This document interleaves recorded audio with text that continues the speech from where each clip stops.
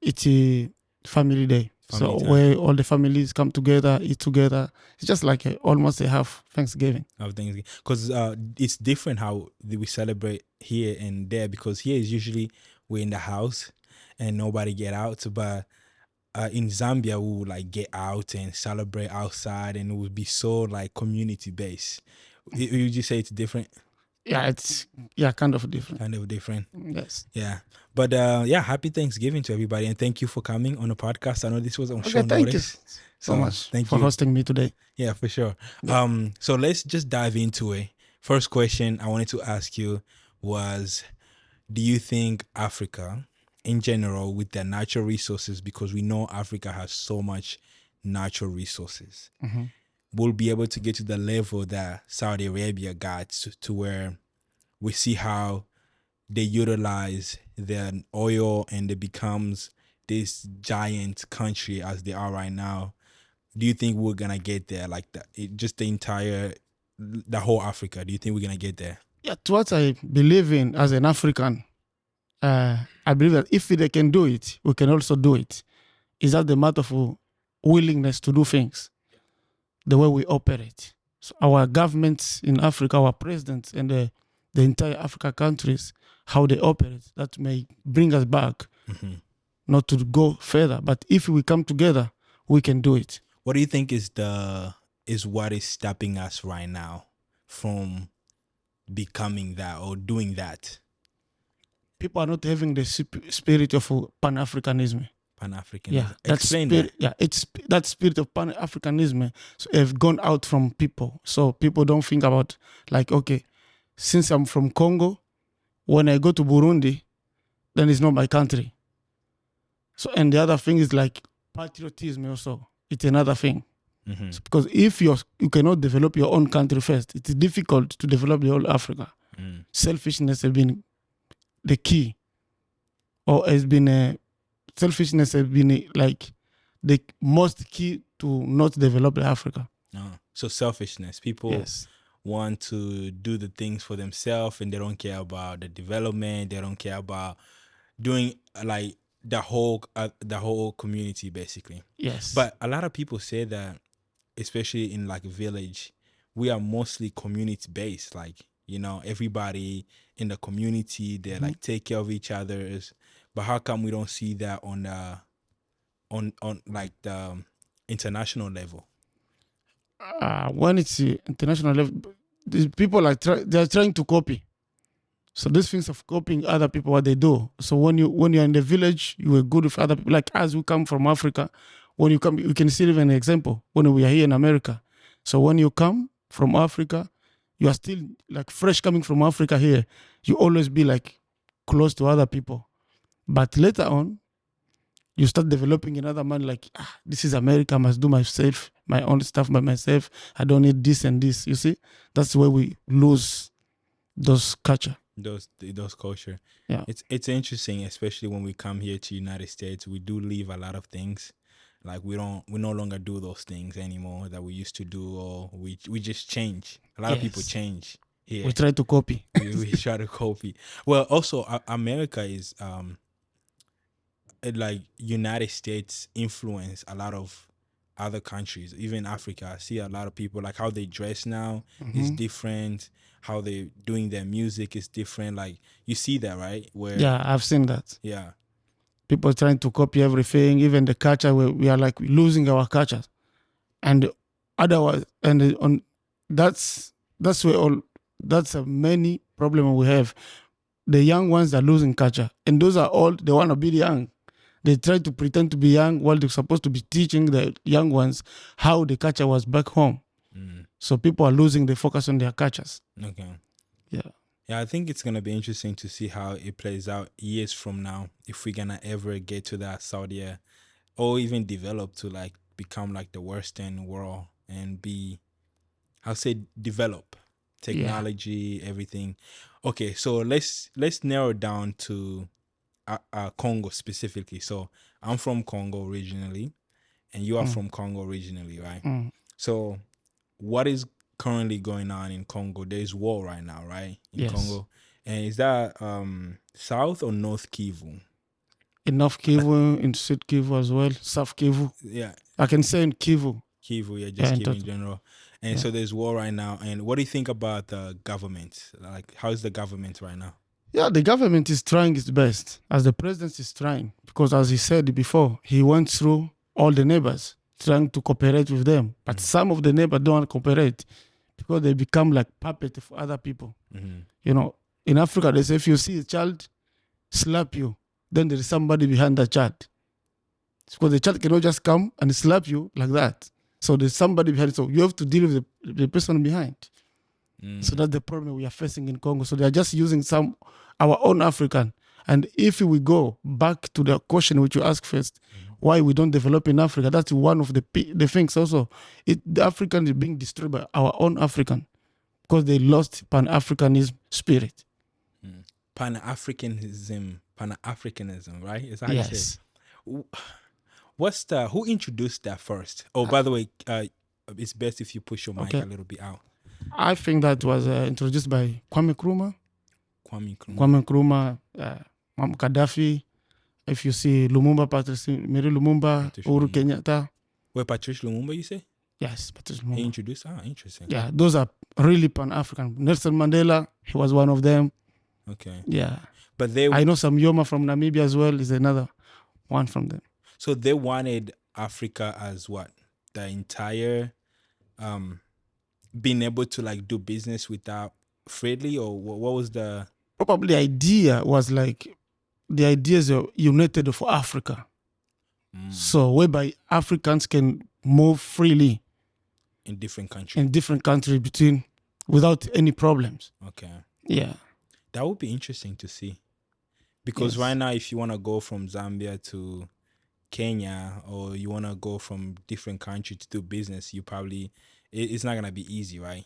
Yeah, it's not going to be easy for now. Yeah. Because people want to be selfish on themselves.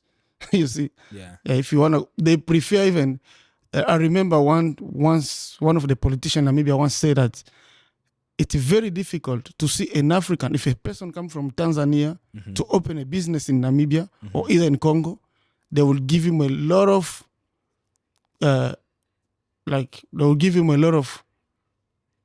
documents and papers. A lot of documents to do, like a lot of conditions, and that person is from Africa. But if somebody comes from Western part and come and do business, is welcome fast. So if I want to go, I'll be welcome faster. You can be welcome fast than somebody who's living in Africa. Why is that? You see, that's the problem now we face in Africa. That's why for us to develop, it will be difficult because we don't consider our own people first. As Donald Trump always say, American first. So we should have African first. No. And that's going to help us to develop. That's an interesting analysis. Yes. America first, Africa first. Yeah. And it's better. It's better that way. Okay, so Africa, a lot of people don't know, and a lot of people know, but it's a continent. Yes. So because it's a continent, there's so many countries in Africa. And then there's so much country in Africa. And then let's say, for example, if we narrow down the country like Congo, there's like they speak about 200 languages, and there's like so many tribes. Yeah, we have more like 400 and something tribes. So many tribes. Yes. How do you unite all those tribes? Like we have Babembe, we have Bakasai, we have all these tribes. And how do we like become one nation if everybody is so different? You know, like one thing in Congo, we have Ubuntu. Ubuntu is from Africa. We are Ubuntu. So when we are Ubuntu in Africa, so we know that this is our fellow. You see, so we know we are Congolese. That's the name. What unites us is the land, the Congo land, the Congolese name. Even though you are Mbembe, you are who, you are Mfuliru, you are Mushi. One thing you put in your mind, we are all Congolese. And if we move with that spirit, really we'll go far. Yeah, but right now we're not moving with that spirit. Yeah, now it's like, oh, this one is Nyamlenge, this one is Mfuliru. And when you start that, that's the division. Tribalism. And the other thing, even the devil, to divide you, they say you better divide the people so that you can rule them. And that is the problem we have in Africa and the Congo and Africa church. Okay, so you said something about there's a a African proverb where if you slap someone, if a kid slaps someone, there's someone behind him. Do you think right now there's someone behind Congo that's the reason why it's not? Yes, according to what we see in the media, they say Congo is the blood is the mineral war. Mm-hmm. So people, they are those multinational companies which are there, so which are financing the war, Yeah. as the president was saying. You see, and if you read more books, like Charles Onana wrote a book whereby he talks about how the crime of Rwanda in Congo, how they did their crime in Congo. Mm-hmm. You see, so and that is all because of a mineral. Imagine like today we can say Rwanda is the best, is the number one, which produce more gold, more mineral resources than Congo. Do you agree with that? No. No, because Congo there's a But lot of we have mineral. a lot than them, but they don't value us. So is that mineral coming from Congo and going to like it's just not going out of Congo because Congo is known as to have about 70% of cobalt come from Uh-huh. Congo, right? Yes. In the entire world, and then you need to have cobalt in order to generate your cell phones. It's in the cell phones, Yes. but 70% of it come from Congo. Yeah, Congo is like the poorest country, one of the poorest country in the world. I'm telling you. Like they have, because it's estimated they have about 24 trillion worth of mineral and gold, Mhm. but we don't see that. Yeah, that's why that's the problem we have now. That's why sometimes some of Congolese will tell you we don't have any minerals. Everybody goes there. It's like everybody's taking his part. You see, when we're in Africa, when we were in Namibia, we used to learn something in Africa. We say, scramble for Africa. When the colonists come, everybody was taking his piece. So in Congo, it's like everybody's taking his piece. People from the government steal, everybody can steal. You see, people from outside, black market, they are stealing stuff. So no one is controlling the move of minerals. So that's the problem we have. So, but if there was a government which is established, well established there, which could control, I think Congo could be far. Maybe we could be like Dubai, Yeah. because they could develop our country well.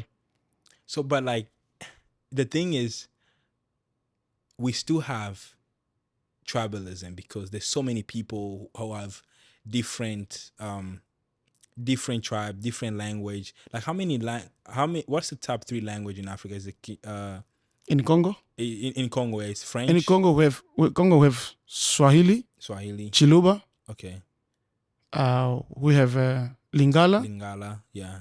Yeah, those are the most language. But French is the official. Yeah, French is like official language too. For learning. Yeah, for learning. But it's coming from strange people. Yeah, it's coming from other countries. But the most language we have, which you can speak in parliament, you can speak Lingala, Kiswahili, Kikongo, and Chiluba.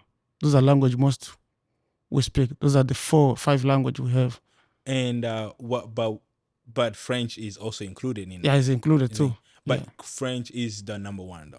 Yes. Yeah, most people want to show, everybody want to show that I can speak French and they forget their own language. Yeah. You see.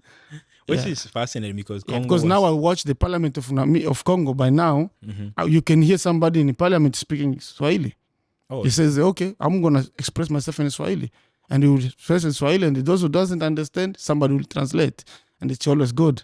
I saw a picture, I think it was a news about Swahili being the, how you call this, the international language for in the entire Africa. It's the we can say in Africa. Swahili has become like a national language for Africa. Okay. Because it's spoken more in like 5 countries. Yeah. And the people are trying to make it African language. They already make it as the African language because it's easy for people to communicate in Swahili through those countries than without copying Western language. Because technically, like for example, the Philippines, I think the Philippines, they are now adapting English as a language because English is basically the number 1 language in the entire world. And to do business, you have to learn English. But in Africa, they're adapting mainly Swahili to be the major language. Yeah, they are trying to make sure that every country in Africa speaks Swahili. Do you think that's gonna work? It will be good. It will work because if you see like the communication language we have in Central Africa is Swahili. Central Africa. When you go to Rwanda, you speak Swahili. When you go to Burundi, you speak Swahili. When you go to Tanzania, Kenya, you speak Swahili. Uganda, some of people speak Swahili. Congo, we speak Swahili as well. I was in Namibia. I was surprised. Sometimes you see those ex-combatants. They were in Tanzania. Most of them, they speak Swahili. That's why with those sides, you don't speak Swahili anyhow because anybody can hear you. So everybody's trying to learn Swahili. Okay, it's even beautiful to speak, so I love it. Swahili is a good. I'm so proud when I speak Swahili than when I speak English and the other countries' language, like Portuguese, which I speak. But wait, so how many languages you speak? Because you speak Portuguese, right? Yes, I speak Portuguese. I speak Swahili. I try French. Yeah, Lingala I can just understand, but I cannot speak.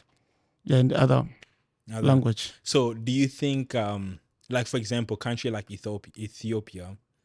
Do you think they would adapt Swahili, or country like Ethiopia, Nigeria, because Nigeria they only speak English majorly. Major language is English, and then they have Yoruba or other languages like that.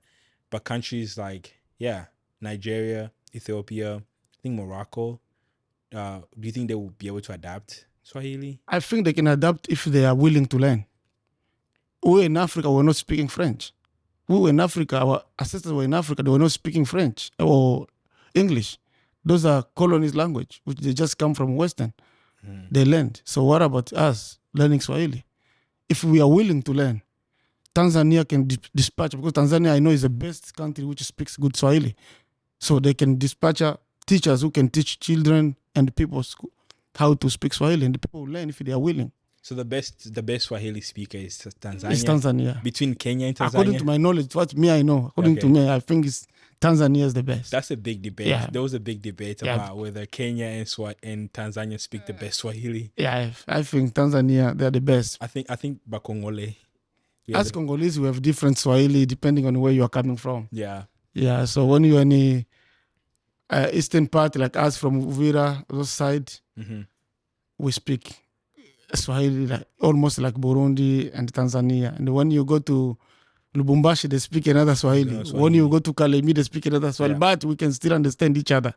That's the most important. I would say Swahili is the most universal language in Congo. But what's interesting is people who are coming from Lubumbashi and Kinshasa, they don't know how to speak Swahili. They don't speak Swahili. I was in Florida. A couple weeks ago, I think, and there were people who just came from Congo, and they didn't know how to speak Swahili at all. They knew French, Lingala, French, Lingala in their tribal language, but they didn't know how to speak Swahili. So I think it's because of the area where they come from. Okay. So if you come from Kinshasa, you can speak Kikongo. Kikongo is spoken. Some of people in Angola, they speak Congo. Some people in the Congo Brazzaville, they speak Congo. As from that side, we don't speak that language. Because as we live near the countries where they speak Swahili, that's why we speak it. But that cannot make us not to learn. Yeah. If we are willing to learn. And the problem we have in Congo, like somebody, even if he's in Kinshasa, speaks Swahili, sometimes he pretends like he doesn't understand Swahili while he understands. Yeah. That's the problem. So it's the matter of willing to do things. Yeah. Yeah. Because I remember at the time of Mobutu, everybody was speaking Lingala in Congo. Like everybody was like imposed to speak Lingala because all those soldiers were speaking Lingala. Yeah. So now when Mzee came, Kabila came, even in Kinshasa people were learning Swahili by force, and everybody was learning. Oh, so he enforced Swahili in Congo. Because every soldier was speaking Swahili, because those soldiers who come to fight to liberate Congo, so-called liberating Congo that time. So they were speaking Swahili from Uganda, Tanzania, they were from Burundi, they were from Rwanda. So, and most of them, they were speaking Swahili. So when they reached to Kinshasa, for you to communicate with them, you have to speak Swahili. And the Mzee himself was a Swahili-speaking person. So most of people, it was like, for me to get a job, I gotta speak Swahili. You gotta speak Swahili. Wow. You see? And most people learned Swahili that time. So that's why that's where the language went. So to our area there, we don't speak Lingala. When the time of Mobutu, most of the people were speaking Lingala. That's interesting. Yeah, and it was so interesting. It's good to learn. Yeah. Like me, I don't have limit on learning a language. If I have an opportunity to learn it, I can learn it. Because there is one person who told me one day that a poor man learns language, all the language which comes in his way, because you'll never know which language will set you free one day, which will help you. Now, if you limit yourself on the language, there's a problem with that. Maybe one day you're gonna face something and you will not be able to speak, to get even water to drink. But if you learn, it can help you one day. That's true. That is true. Yeah. Yeah. Is that one of the African proverbs? Yeah, that's what one of the old person told me. Because one day he asked me, "How do you speak Portuguese? And we are from Congo." Because I was translating the person in the hospital in Namibia, and then I told him, "No, for me, I just learned it at home because I lived for a lot of Angolian when I was in a refugee camp before. So, and that's why I speak Portuguese. And when I learn it, now it's helping me. I'm translating it, I'm getting something. I'm getting money. I'm getting paid. You see, that's the way it is. That's the way it is. Yeah, that is true. Yeah, I mean, yeah, that is true. yes. And I think the same thing with if Swahili was made as a central language in Africa, then it would be easy for people to do transaction, to do business, to do all this other stuff. But I don't know. I feel like country like Nigeria, South Africa, Morocco, Ethiopia, they might resist that because like in South Africa, it's only like they speak Afrikaan, English, and all those other languages. The Wakanda language, which doesn't exist. Zulu, yeah, and Africans, yeah, also too as well. But they don't speak Swahili. You know, Yeah, I've never met any South African who speaks Swahili. I think those who have been in Tanzania, they speak Swahili. So yeah, and it depends on which business. There's always translators, so that also can help. First is to have the passport which will allow to move. If you are free to move, you are free to learn the language. Imagine if you are making business from South Africa, you're making business in Nigeria and you speak Zulu. Obviously, you will adapt to people from Nigeria, how they do business. And from there, you will learn. Yeah. Yeah, but if you can't, then you won't be able to learn. Yeah. So then, what was the word again? The African patriarch word. What was that word again? Pan-African. Pan-African. Okay, yes. So Pan-Africa is normally is that you can do business, get a passport, move from, let's say, Congo and go to Zambia and do business there with a paper. Like, it's easier. They make it easier for you to do that stuff. So that's why Pan-African. That was one of the idea they had. Okay. Because they know that, okay, when they apply the spirit of Pan-African, it's like we are coming from the same wood. We are the same father. It's just like people here in America, when we come from Africa, you say, okay, these are Bafulero, Babembe, they have a community. So whatever they do together. So now, what about if we expand that in Africa? Everybody knows, I'm African, I'm free to go to Namibia and do my business without any hesitation, without fear of being persecuted. You see, because people were persecuted in South Africa, xenophobia, because you're from Nigeria, which is not good. So they could be free to do business. And that's what's making us down each and every day. Yeah, and then xenophobia that happened in South Africa, that was interesting. That was bad. Yeah, because it was African on Africans. Yeah. So that's shameless. That's why I think Mandela was still alive at that time. Even Mr. Julius Malema, he said about that, said, this is a shame to South Africa. And it's true. Yeah, but people are more susceptible to stuff like that, tribalism. Which is not good. Hate, and hate is everywhere. Yeah, division. If you divide, you fall. Yeah. But unite, you prosper. You prosper, yeah. That's what the spirit was supposed to have in Africa. I wish we had that. I wish we have that. I think because another thing I'm noticing is people who come to United States and let's say they do their business here, they prosper, or they even do a career here and they prosper. They want to go back and invest into their country, but sometimes they can't go back. Maybe because of like something that happened. But I've met a lot of guys who go back and do business. But they're coming from here and go back and do business. It's easier for them. Like they get accepted easier. Yes. But like you say, the people who are wanting to do business from different countries, let's say a Zambian want to do business in Congo, it's hard for him. But it's easy for me to go to Congo and do business. Yes, people are having that... people have like, you trust somebody who's coming far than trust somebody near, which is wrong. For that person, you know him where to catch him when he does something wrong. But the person who is far, who comes from far, he will run away and go for everything. Yeah. And most of them, they don't invest in the country. He just like, let's say, you take Chinese and you put them in your country. Sorry. Let's put that So, right first. You take the Chinese, you bring them in your country. Most of Chinese, where they rent business is where they sleep, is where they do everything there. Yeah. That's what I've seen in Namibia when I was there. Wait, so they don't rent another house apart from their business. But if they could rent somewhere else, they could boost the economy. Wait, so sorry, I got distracted. So you say a lot of people who go from the outside do business in, let's say, Namibia, they don't invest in the country? Some of them, they don't. They don't. Most of them, or just? Some of them, they don't invest. Okay. In fact, even though they do business, they take their money back home. Yeah. They don't keep money in the bank. For example, like most of Chinese, they don't keep money in the bank. They've been robbed a lot of time in Namibia because of that. And the government have been telling them, please don't keep money at home. You have to keep the money in the bank. But some, they don't understand. Well, also, there's a lot of story of people going back to, like, let's say, for example, I know someone who went to Congo and lost a lot of money. Yeah. Like a lot. And I'm like, how? You know? Because here it's like everything is in your bank, so you can just move it, take it out, move it. But in Congo, you don't know. Like, they just steal it. Yeah, in the Congo first, when it's reach to banking system, you can go to bank and they say you don't have money in your account. And you have money. You can have your money in the account, but they will not give it to you. Why? They decide whatever they want to do with your money. That's the difference from that country. That's not going to make you grow. Which is not good. Yeah. Like, what would... And so, when you go to invest in Congo, you have to be having a big heart. You have to make sure that they will tax you in the way that you run away. You see. But I don't know why they do that. Would you do business in Congo? For now, I can't. For now? Because I know the experience of those who went trying to do business. Because of the corruption, they cannot do it. Until when the government will be stable and everything, make sure that, as the Minister of Justice is trying to do, so making sure that everything, as the President himself has said, the justice is sick. That's what the President said. If the first person of the country say the justice is free, is the justice, like judiciary is sick. Like the system is sick. Yeah. So how do you expect me to say? It's the same. Same thing.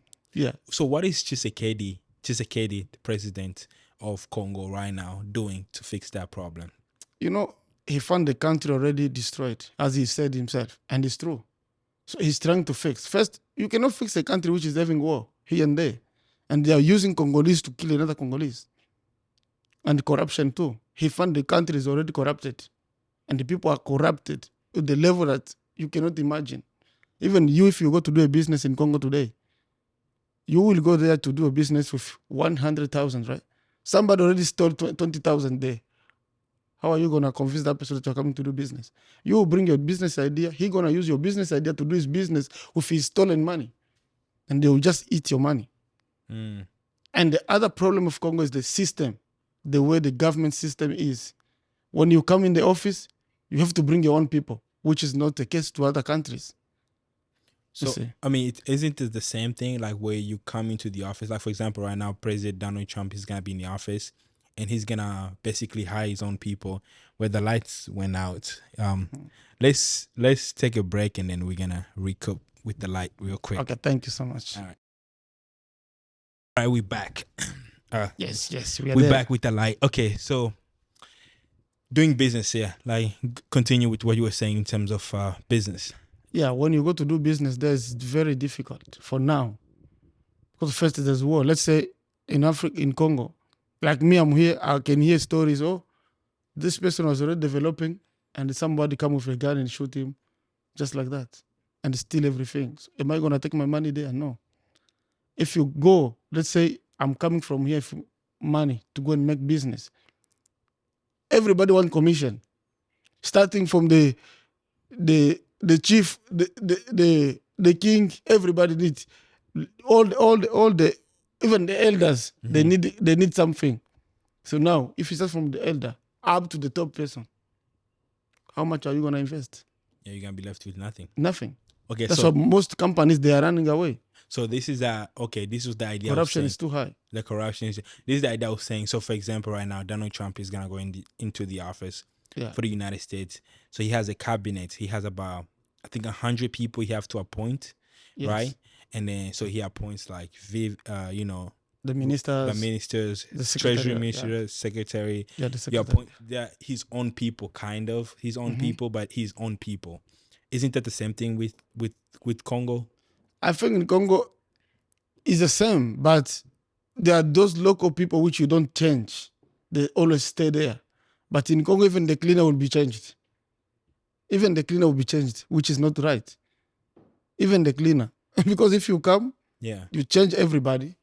And that happen like in here is better. We do it for 4 years. But in Congo, it's like, oh, today they put this government, tomorrow this minister. No, they take him out. The prime minister, oh, he's going to bring another government. So what about the deal, which you're already having for another person?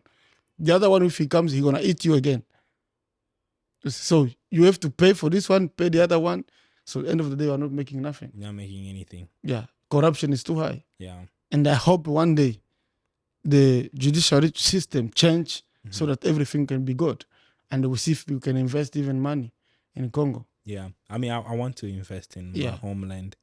It's our homeland, so we gotta It's find better. a way. And also the system which they have to change is the paying system. Instead of giving money in hand, they must start also giving money like you go pay at the bank. The money goes in the government fund, like in the bank of the government. That's better than paying people in the hand.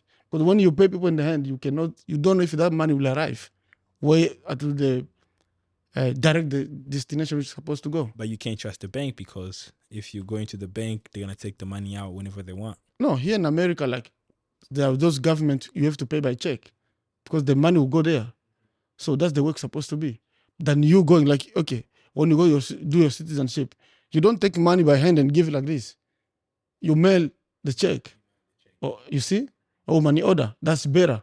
So nobody will steal that money. But in Congo, somebody will tell you, bring the money. And next, the money is going in their pocket.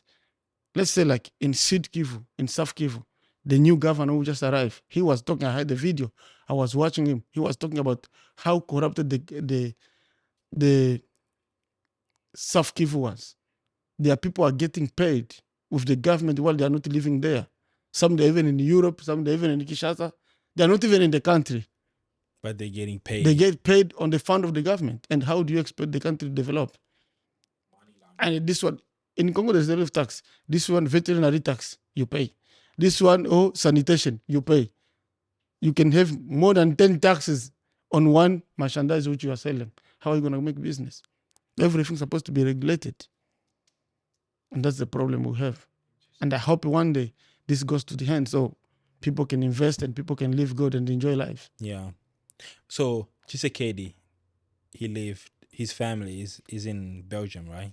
No, they live in Congo. They've lived in Belgium before. They lived in Belgium. Yeah, so for now, I don't know if they live there up to now, but I know they are there. They're there. But mostly he was living in Belgium. He was born in Congo. He spent most of his time there because of the political issue they were going through. Okay. Persecution they were going with the reign of Mobutu. So they have to run away from the country, so he was living aside. And then he come back. So. Oh, that makes sense. But why Belgium?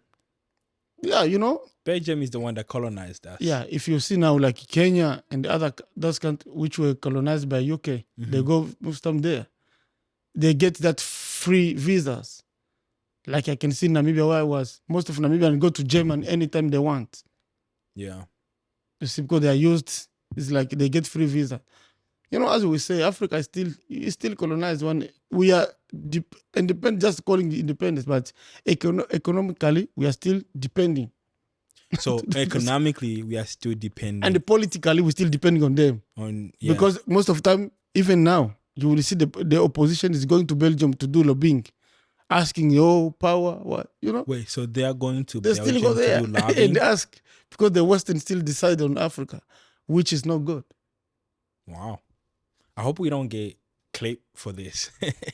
But okay, so wait, so like right now they doing lobbying in Belgium. Yeah, like I was watching. Why?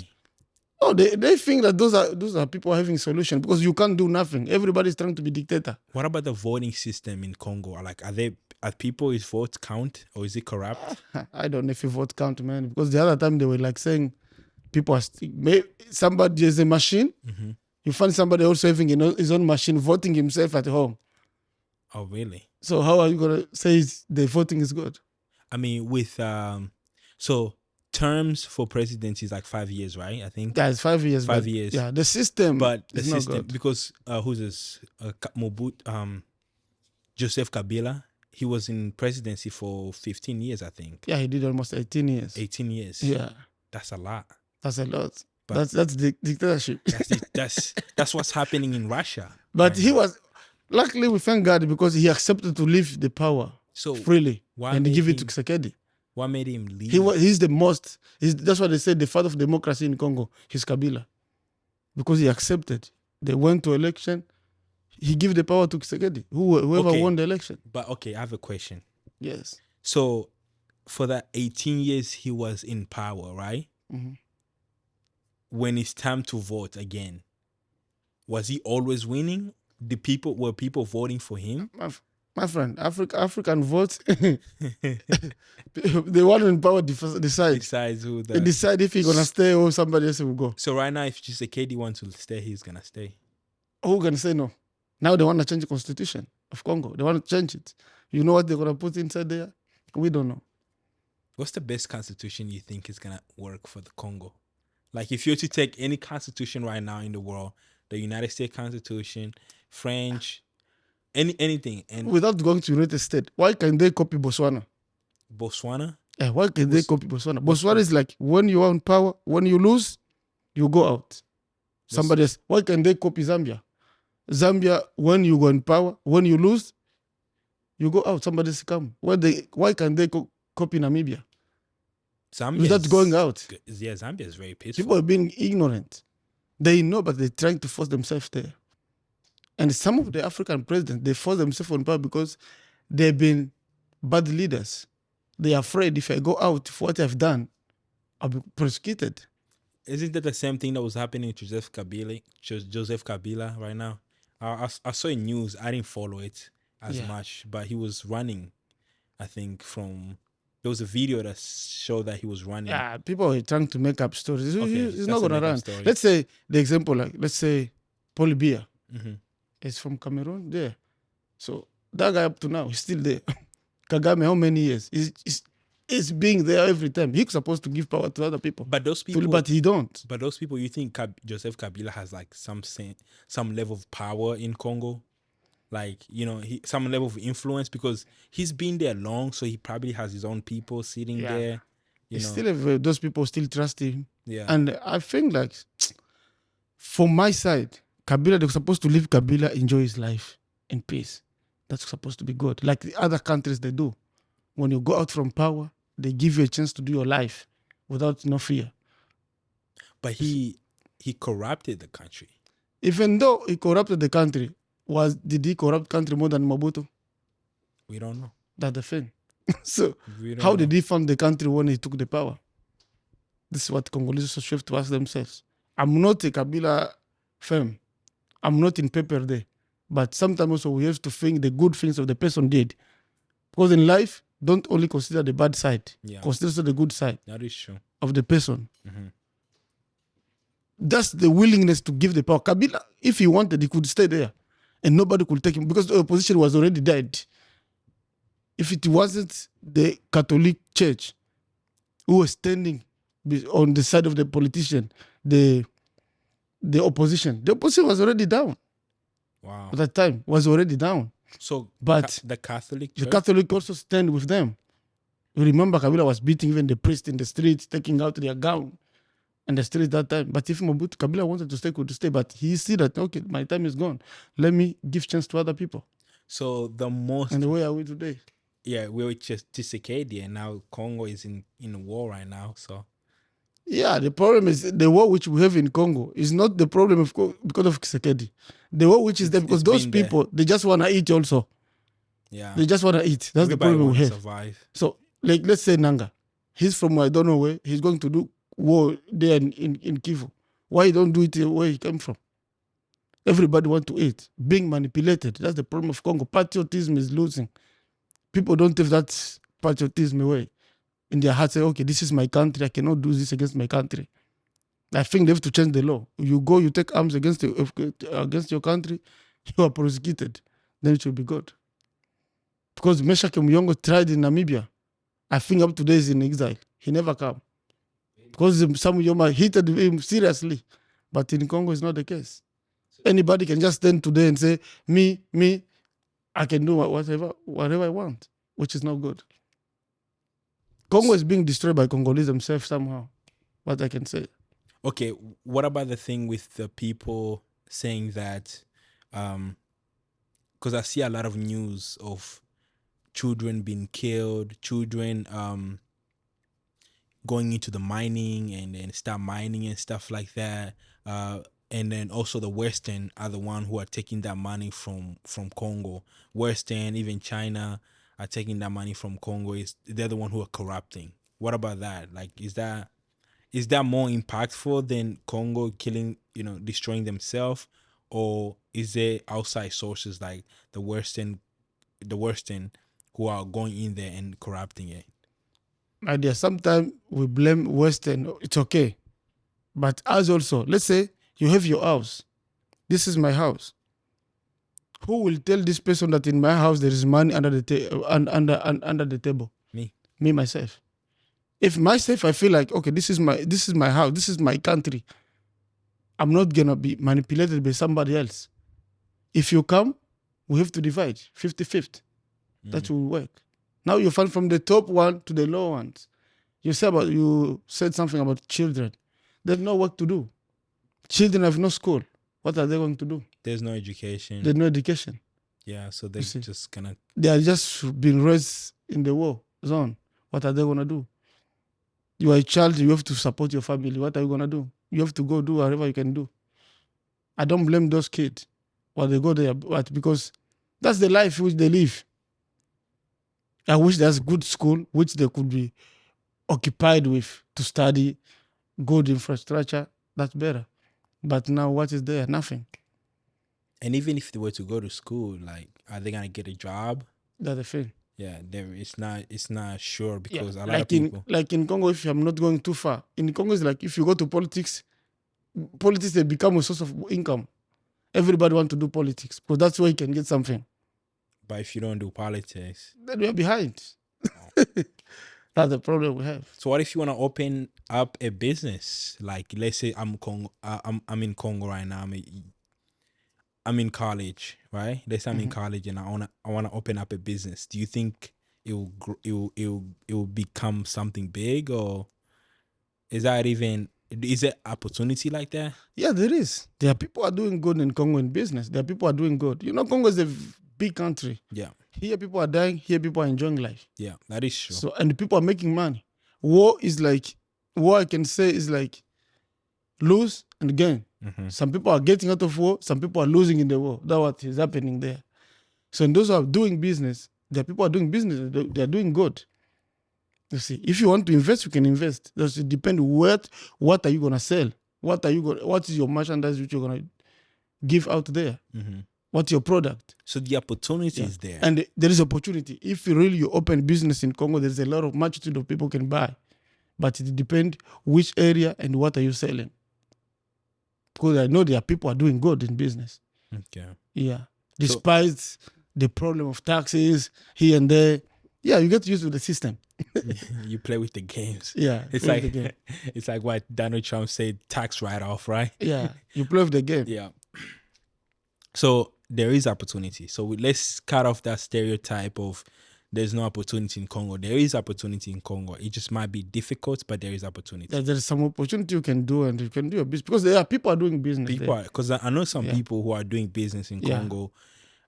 A lot of them had a bad, bad result, bad outcomes. You see, like in United States, if you do business, 90% of the reason why the business doesn't grow or bloom, it's because of you. Because you didn't learn, or you didn't learn the material, you didn't do research, you didn't do some, there's something about you. It's mainly you. But in Congo, it's usually like 50% or 60% is because of everything else except for you. Yeah. Like you can put in so much work, right? Because I hear a lot of people say that they put in so much work, but there's no results. You know what I'm saying? So, but the question is there opportunity? Can you still be successful? Can you still elevate?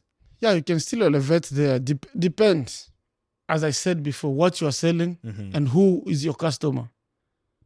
You see, so it depends which area you are doing your business. If you like you are doing your business in Kinshasa, you can get better.